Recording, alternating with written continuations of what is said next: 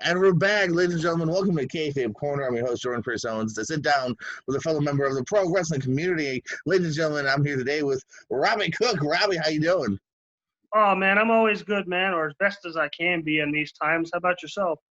I'm doing good. We're talking a little bit off the air here. I mean, how are you doing in these times, man? Are you staying busy, staying healthy and sane?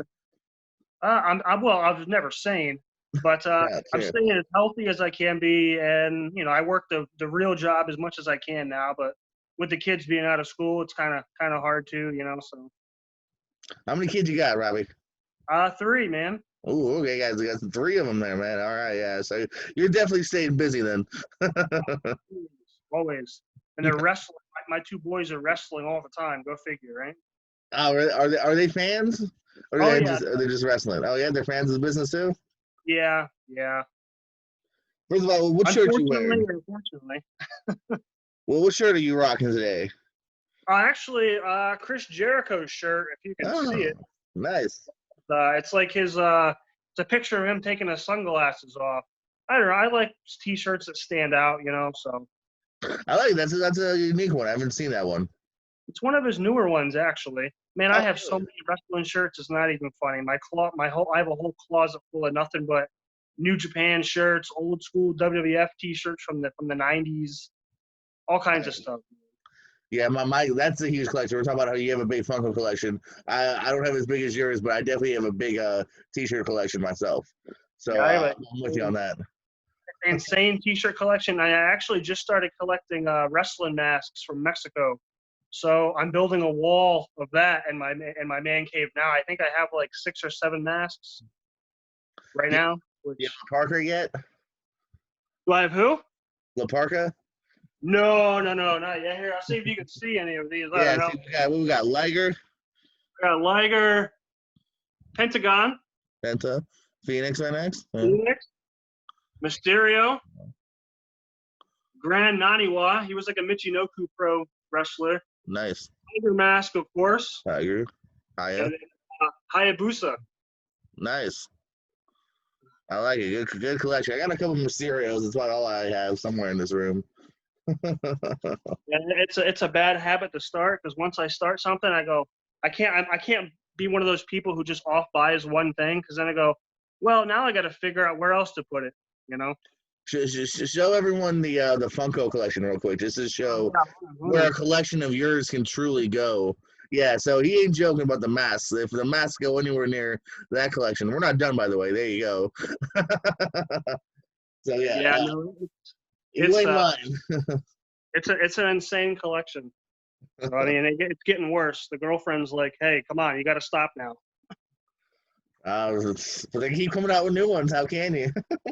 I know. I'm like, hey, I'm like, I have no room for this, but I got to buy it. So usually the first question is, were you a fan growing up? But I gotta imagine the answer is yes with how you were growing up. So talk to me about the origins of your life in wrestling. Man, I was always a wrestling fan growing up, but believe it or not, though, like when I was probably like 3 or 4, I was going to shows with my dad, who's Bob Cook, by the way, cheap plug, I guess. He was always going to shows, and I never fully understood like what's going on. I'm like, and all these people are here booing him. He's not that bad of a guy. So I was like, I'm like, oh, he's fighting somebody. Well, what the hell's going on? But once I later understood, probably like maybe like 96, 97, I really started getting into it, you know? And then it was just one of those strange things, man. I like going to like WCW, like house shows and like Fort Myers and stuff, and like meeting like Macho Man and like the Giant at the time. I think I met Eddie Guerrero at a urinal once. So I mean, it was really cool. I mean, and then I kind of just fell in love with it, like seeing guys like Sabu and Shawn Michaels and Cactus Jack, of course. You know, so I mean, I've always been a fan of wrestling, and then there's a whole different world between being a fan of wrestling and then when you actually start wrestling, you start looking at everything totally different. And it's cool, but it also sucks because then you're like, man, I used to love like this dude as a kid, but now I watch him now and he was like the shits, you know? Like you go, man, Doink was cool. And then you go, well, wait, go name a Doink match that was actually fun to watch. I can't think of any. I think him and Brett had a good one once, didn't they? Well, probably, but Brett didn't have bad matches, so Brett What, could have wrestled a broom and had a good match. true, yeah, he's one of those guys that you say with the broomstick, of course. Yeah. Was it always a goal of yours to get into wrestling, or was it when did that the ball start rolling? I would say the goal of wanting to be a wrestler was probably in middle school. I was backyard wrestling, and everybody backyard wrestled when they were probably in middle school and high school. Like, I started backyard wrestling and stuff, and we actually like used to wrestle at this church down the street from my house. And we built like a ring out of like cinder blocks and plywood and like water hose, like, and use them as the ropes. And we do shows and stuff. We'd have like we go to church. The deal was his pastor would let us go to his, as long as we went to his church, he would let us wrestle on his property after church was over, and some of the church people would come and watch us and stuff.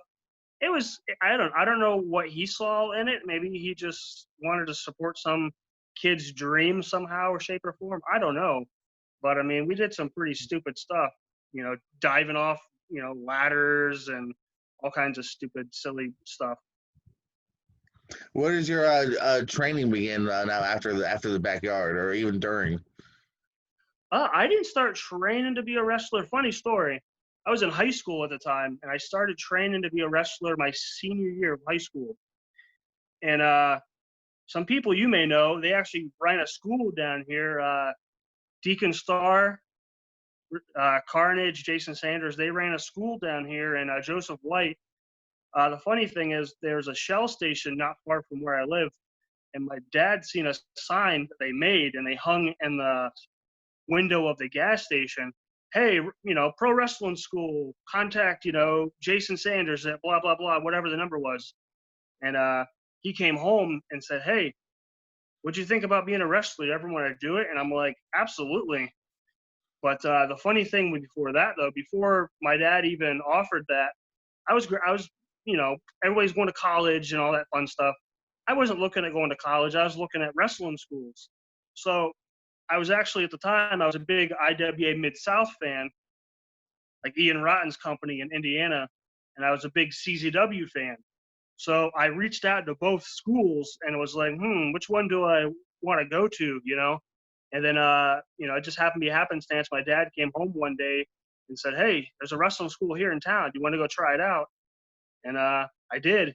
And I was with them for a couple of months. And then my dad broke down and actually opened his own wrestling school here in town in my house. So we had a wrestling ring in my backyard, and just training every day with him, man. I would go to school, come home, train like 4 or 5 hours every day, and that thing. And then even when, he wasn't out there teaching, I was out there hitting the ropes or doing moonsaults or just trying to come up with something different or unique or just whatever, So. So, what are some of your early like matches and moments when you start getting into wrestling here? You talked to Joe Casanova. He was talking like on one of yours, and he was talking about OPW that used to run in Port Charlotte. Well, that was the school that essentially Joe and Jason Sanders and Jeremy and Deacon, they were running. So they were running that company. So basically, they used a whole bunch of guys from Florida, and they would sprinkle guys in from the school who would go up and wrestle there. It was like it was in a horrible little bar. I don't know what the bar is called now, but it used to be called Coyotes, and it was a small redneck hole in the wall place where people would get drunk and want to come watch wrestling on Tuesday nights. And I wrestled tons of guys. Michael Patrick, if you know who he is, Of course. wrestled him. Mark Zout. There was a guy named Lou Cipher at the time who was wrestling there. Jason Sanders, aka Carnage. Me and him did some hardcore matches, stuff like that. I wrestled. Man, that was freaking forever ago, man. But I wrestled Deacon Starr. He was actually my first match I've ever had, ever in a place called, it was something Billiards in Sarasota. But on my prom night, it was either I was going to go to prom. I was in high school at the time. Either go to prom and be miserable with my friends, or go get the hell kicked out of me in a wrestling ring on my prom night and bleed all over the place. So it's like, well, I'm gonna go wrestle. So my prom night, while all my buddies were at prom doing their thing and getting drunk, probably, I was wrestling Deacon Star in the semi-main event of my first show ever. Which my name actually wasn't Robbie Cook at the time. That was actually my next question, which is, give me some previous gimmicks, names. What was the name? All right, my first name was Robbie Maxwell. Mm-hmm. And I remember we were sitting with like Jeremy, Jason, I think even Joey, Draven Frost, as he's known, he was there. And we were all just training, and we were like, man, our first show's coming up. We got to for the name. And I didn't want to always bite off my dad's name because everybody, who's a second generation wrestler is always compared to how good their dad was going to be, and such. And I didn't want to put the pressure on him. I didn't want the pressure on me.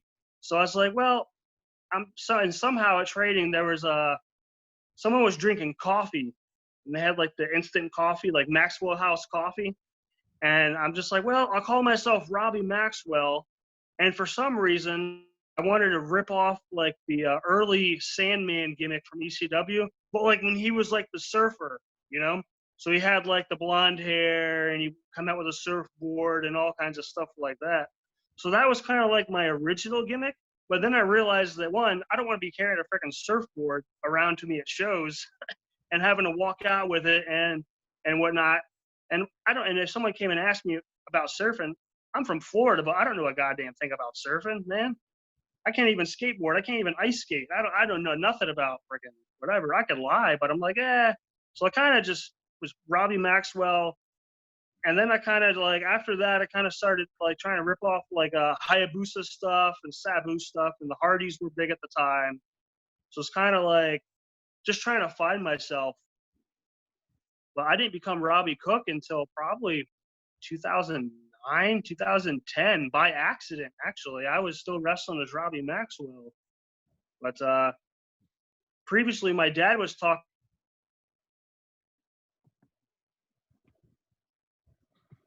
about a show that he was running. And there was a guy named Maxwell.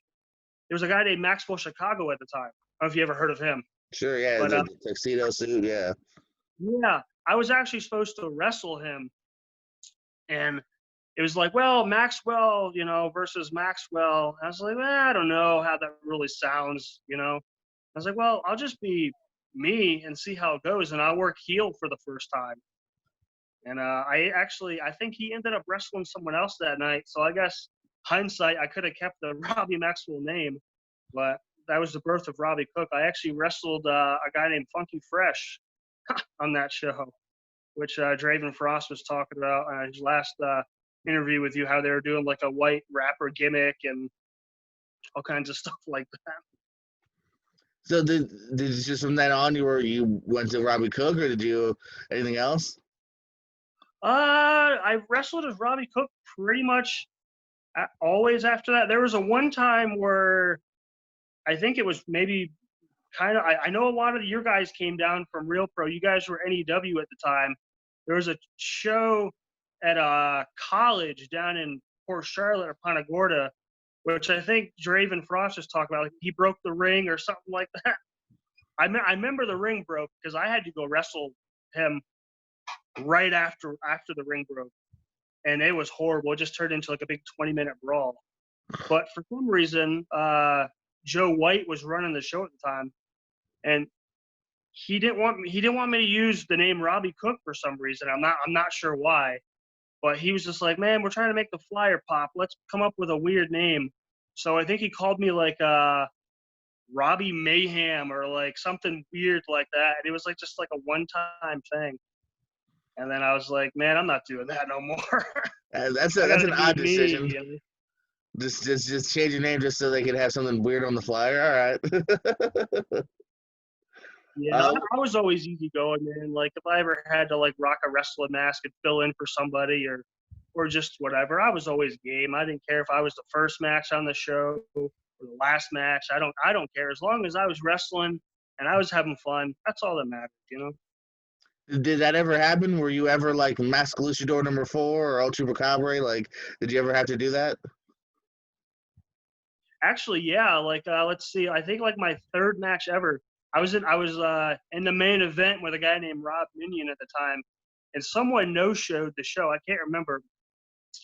And someone came and asked me, "Hey, do you have any masks on you by chance?" Or I'm like, "Yeah, I always keep wrestling masks in my gear bag for whatever strange reason, just in case I needed to, wrestle with somebody else or fill in. I always had extra gear, had extra boots, had extra everything." And it was I just went in and did a quick squash match, and I can't remember what I was called. I think I was like Wild Thang, or something like that. You remember like the old Onita song, Wild Thang? I just wrestled as Wild Thang, won or something for like a brief moment, and I remember I just got tossed out of the ring for some reason and came back in and got finished with like a clothesline or something like that, something quick and easy. I'm like, there was no point in even having a match, but hey, whatever, I guess. Maybe someday we'll see the return of Wild Thing. Uh, Never what's know. some Never know. what are some of your favorite matches you've had, man? Who have you really enjoyed getting in there and clicking with? Actually, one of my best friends in wrestling, his name's Rob Yago, is his real name. But he wrestled briefly as Rob Minion. He was Bruiser Bronson. Me and him started together. I've known him since I was, in middle school. We started training and stuff together. And me and him started feuding all over Florida. We had crazy street fights, leather strap matches, chain matches, table matches, just whatever kind of weird gimmick a promoter could come up with, we've probably done it. But he was one of my favorites. Funky Fresh was always fun. Let's see, Donovan Carmichael was fun. Michael Patrick was fun, even though he probably won't remember this. In one of my first matches ever, he ribbed the hell out of me. Freaking, at the time, my finisher was a elbow. I was like, man, it's an easy finish. I was doing an elbow off the top rope. And for some reason, he kept telling me to go up and drop an elbow, drop an elbow, drop an elbow. I probably dropped like 10, 15 elbows in a row in this match. And he blew me up, man. Sounds funny, but it was not fun. He was fun. Oh, man, I wrestled so many people. I briefly did a gimmick with Big Vito up in Newport Richie, which I'm blind as hell without my glasses. I'm like my dad. I can't see without my glasses on. And we had to do I had to do a run-in, and I had to wear a mask. And I remember he's like, yeah, just come in and just start kicking me. And a bunch of guys were wearing masks at the time. And it was these old, like, cheap rubber Halloween masks. And I had to run in and I kicked them. And I kicked them so damn hard, man. I felt so bad.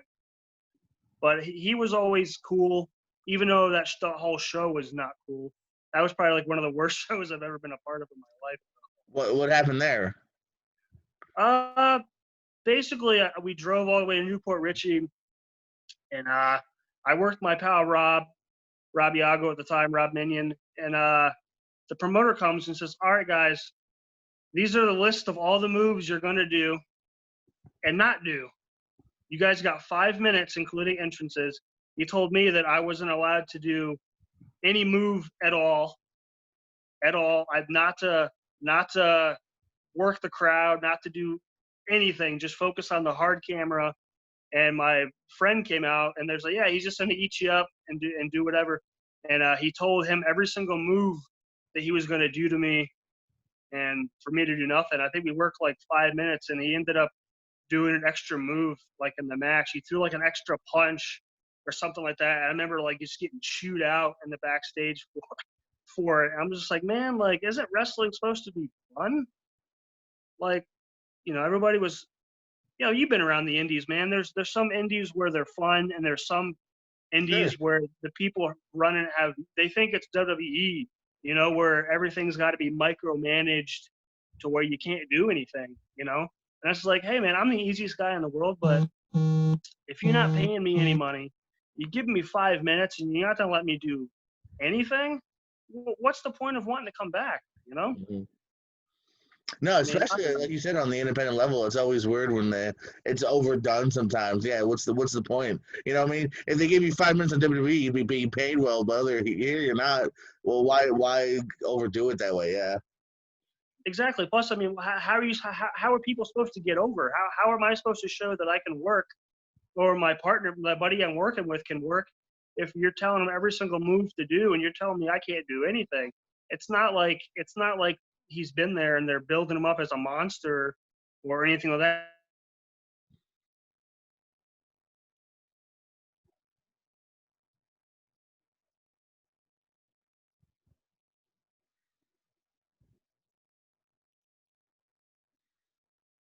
Okay, are we back? I think we're back now.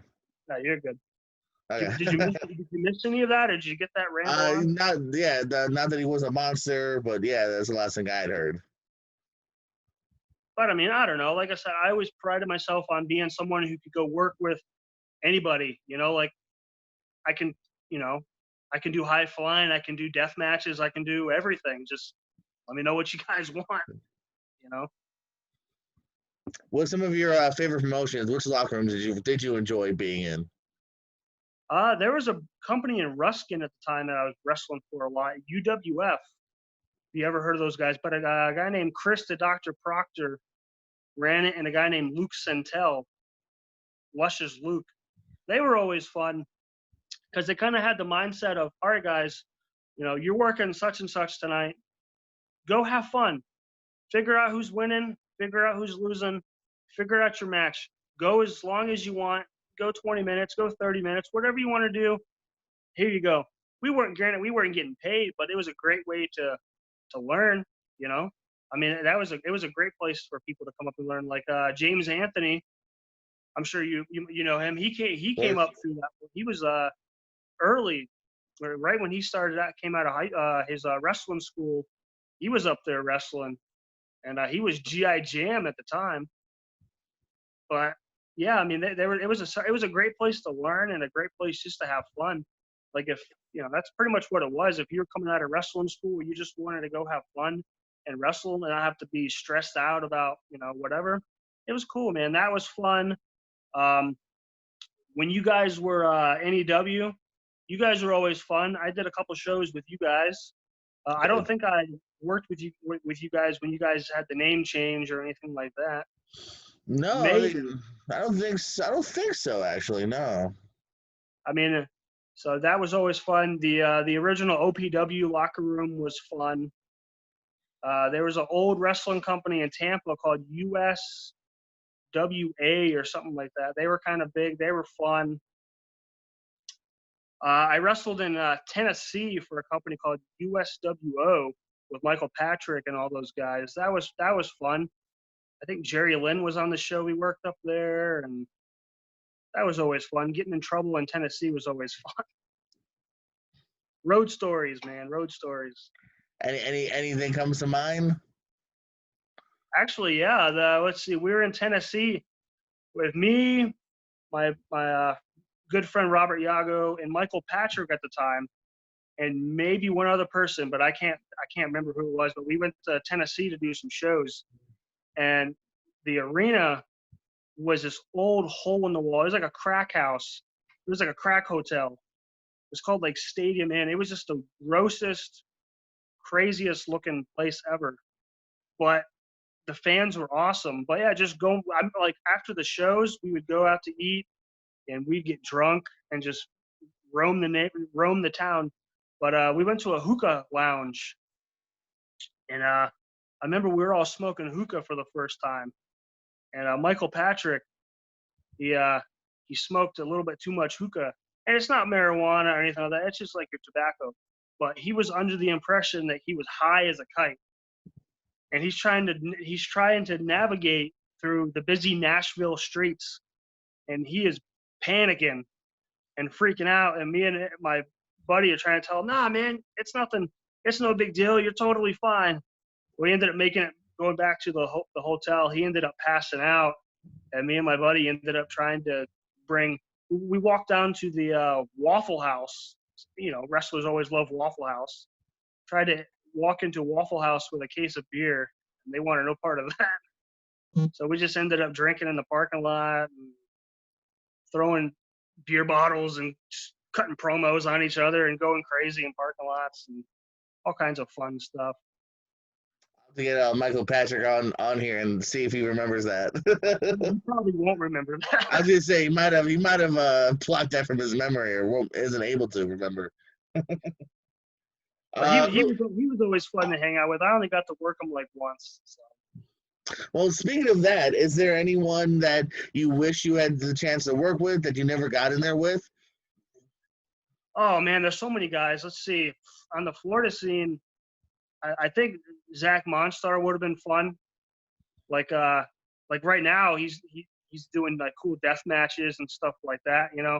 And I grew up loving that kind of stuff, like watching the Big Japan stuff, the FMW stuff, the Cactus Jack stuff. Like I felt like me and him could have had a cool like barbed wire match or a light tube match or do something cool. Mark Mandrake, when he was around, he would have been cool to work.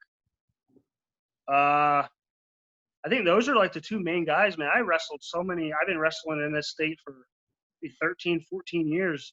I wrestled so many people and a lot of guys, you know, that I never thought I would have got a chance to work. I worked, you know. So, I mean, those two guys probably. Now, and that brings me to the next question, which is something I'm even curious about. What is the current status of Robbie Cook? Are you semi-retired, retired? I know you slowed down, it seems like, these last couple of years. So talk to me about what's up with Robbie Cook, man. Man, I don't know at this moment. I get asked I get asked probably on a weekly basis. Hey man, you want to come do a show here? Hey man, come back. I don't know. It's one of those things to where like I miss wrestling every day. I love it, but I haven't done it in probably 2 years. And at the time, I was at the heaviest I've ever weighed in my life. My doubt, my and how I feel about wrestling, and just can I still go? I always have that doubt, you know. And I don't want to just come to a show and then suck up the joint. And then I go, man, I should have never been here, you know. And then I feel like I let people down, you know. So I really don't know what the status is. I mean, at this point, I've been dieting like crazy. I've been doing keto for a while. I've lost like a little over, 25 pounds. And I feel great. I feel like I could get in the ring and go. But I don't know. It's also one of those things where I've been out of the game for a while. I don't really know anybody really anymore, you know. I don't really know many people who run shows and stuff anymore. I know Joe Abel runs his show once a year. I know you guys do. It's just one of those things to where like if I do get into it, I obviously wouldn't want to drive somewhere where I have to drive like 6, 7, 8 hours to go do it my first show back. So if I had to drive like an hour or something, that wouldn't be fun. That would be nice. But I don't know. Like I said, I think it's always in the back of my head of yeah, let's get back in the game and do it, you know. So I don't know. I would say I'm semi-retired, but if someone came and offered me something cool and fun, then I would definitely be game to do so, you know. So. So it sounds like to me you're not done yet. The right opportunity's got to come along for you. So I don't think we're quite done. The right opportunity's got to come, and just I don't want to be micromanaged, and I don't want to commit to coming to a company and then be micromanaged of like, all right, cool, like you got like 3 minutes, you work, I don't know. I don't want to come back and then I'm like, man, why did I come back if I can't even like work a match or just I don't know. Yeah, I don't know. It's one of those things, Well, like I said, I know there's those companies that are definitely out there, and I'm not even gonna necessarily slack them by any means, but like there's a lot of companies that aren't like that. I think that will give you time and they just want to put on a good show. I know that's all we've ever cared about, just putting on a fun, good show, and not too much micromanaging here. So, and I'm sure plenty others will do the same. Yeah, but like I said, I mean, other than you guys, I mean, I don't really follow like Florida wrestling that much like anymore, really. I mean, like I follow your guys' stuff. I think that might be it. I mean, other than like I watch like my New Japan stuff, my AEW stuff, and briefly WWE stuff. I can't really tell you what's going on over there. I mean, it's so weird watching wrestling with like no crowds. They have crowds a little bit now. you will starting back. Well, WWE has what like their NXT like trainees and stuff. Yeah, and same thing with AEW. It's all excess roster members and a little bit of family and friends. Yeah, I mean it's better than nothing, but it's just weird, man. Like watching WrestleMania this year Yeah. was weird, and to think that I almost bought tickets to go when they were on sale. I was like, man, it's gonna be in Tampa. Let's go, because I went to the one in Orlando, and that was cool. Tommy Dreamer was actually at the same hotel that I stayed at, and go getting up in the morning, going to get breakfast. What hotel were you at? Oh, I don't even remember the name of it at the time, man. I think I was there too. Was it the WrestleCon hotel or? Yeah, it was a WrestleCon hotel. I think we were at the same place then. We took the WrestleCon bus to the show, but I remember leaving. Were we on the same bus too? Jesus. We probably on the same bus, man. Probably on the same bus, man. I was so freaking tired and not paying attention. I just got on the bus and sat and wanted to go back to the hotel and go to sleep. But no, Tommy Dreamer. I went to another show.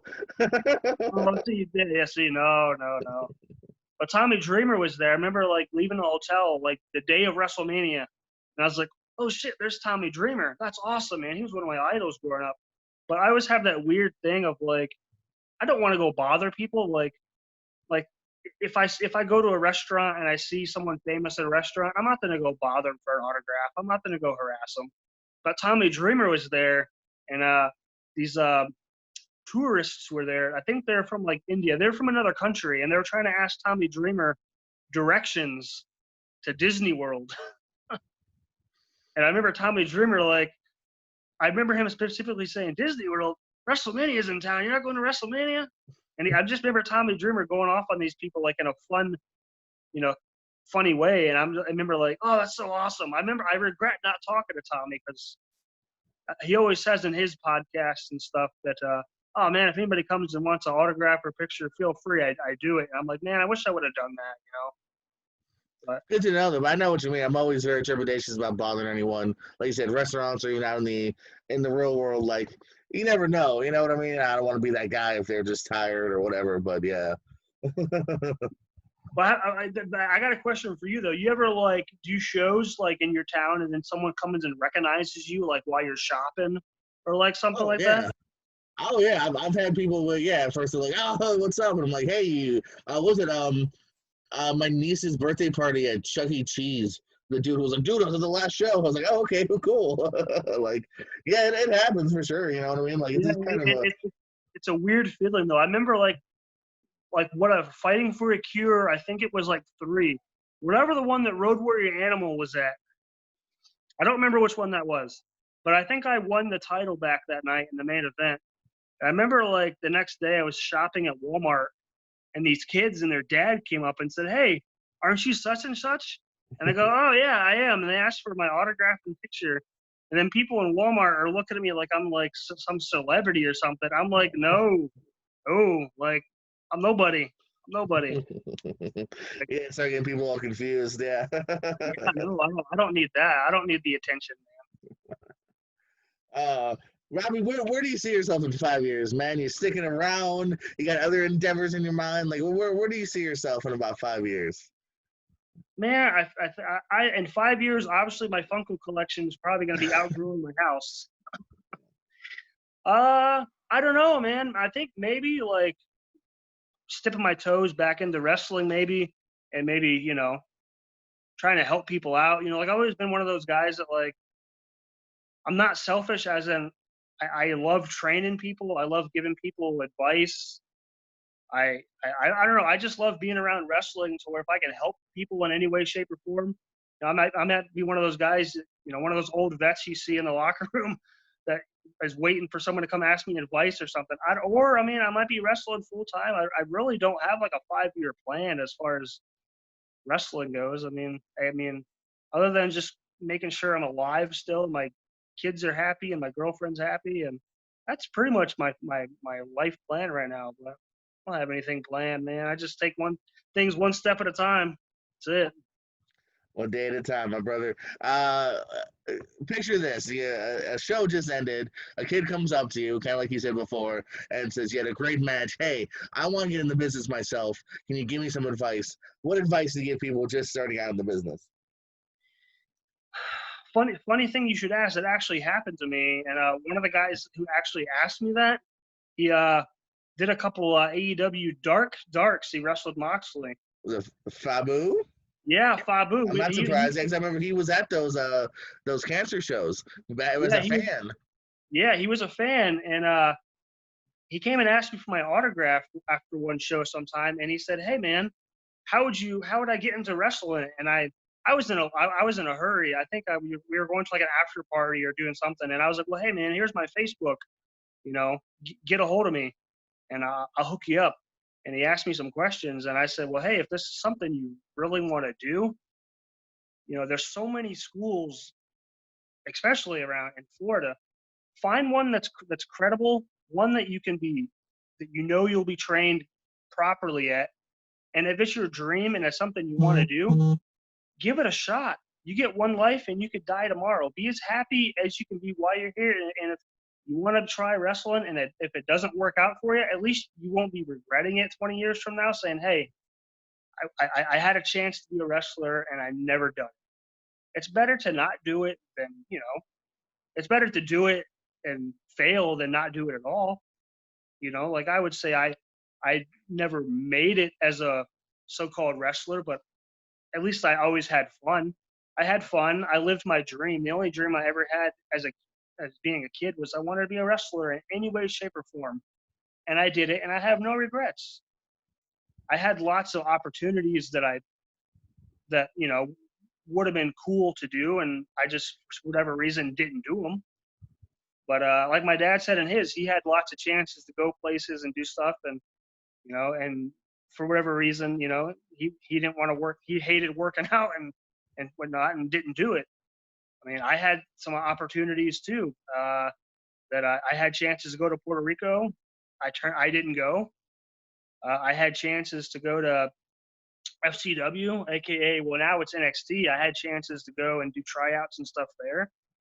I didn't do it. Dragon Gate USA when they were big in like 2010.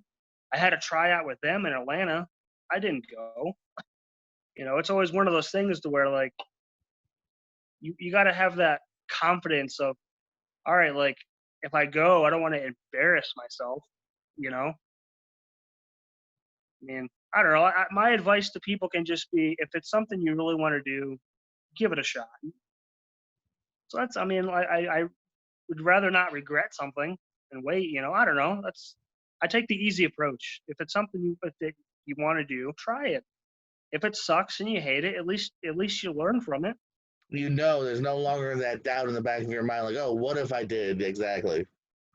Yeah, I mean, the only doubt I have in my mind, I mean, there's always doubt in your mind, but I don't have the doubt of, man, I should have been a wrestler and I never was. I rather have the doubt of, man, I had these cool opportunities and I didn't do them, opposed to, man, I was never a wrestler and I wanted to be. That's how I look at it. I mean, like I said, I always wanted to be a wrestler. I'm sure you did. You always wanted to be in the business, right? Mm-hmm. Some way, shape, or form. So, but that's Absolutely, pretty much, man. that's my view. And any plugs that people want to find you on Facebook or Twitter, if they want to book Robbie Cook or Wild Thing or Robbie Maxwell? Well, I would say that Wild Thing number one, he's dead. I could never. I don't think I could ever do that, unless I come up with a mask gimmick, which I've been twirling a mask gimmick in my head for a while. I have a whole crazy gimmick that if I do come back, it would be fun to do. It would just be a totally weird out there character.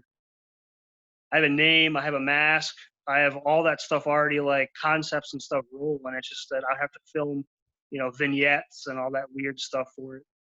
But yeah, I don't really have any plugs other than if you find what I'm rambling on about interesting, my Facebook is Robert Cook. That's pretty much it, man. I got no plugs. I got nothing. I'm just happy to be here, man. That's it. Absolutely, brother. Any parting words for us here? Parting words. I hope everyone who's watching or listening or however they're checking this out is happy and as safe as they can be because we're all in this madness together. I know the wrestling world right now is going through so many, horrible, crazy stuff. I just hope that the wrestling world can recover from what's going on. Just keep supporting wrestling in any way that you can, and be happy as you can be. That's pretty much it, man. That's my leaving or parting words. And they're good ones too, brother. Well, man, it was good talking to you, ladies and gentlemen. I don't have words anymore. Ladies and gentlemen, yeah, I'm a professional speaker. Robbie Cook, I'm Jordan Pierce Owens. Thank you so much, Robbie, here. Thank you for everyone for checking this out. Of course, like, subscribe. You know the usual yada yada. Guys, as always, keep it kayfabe.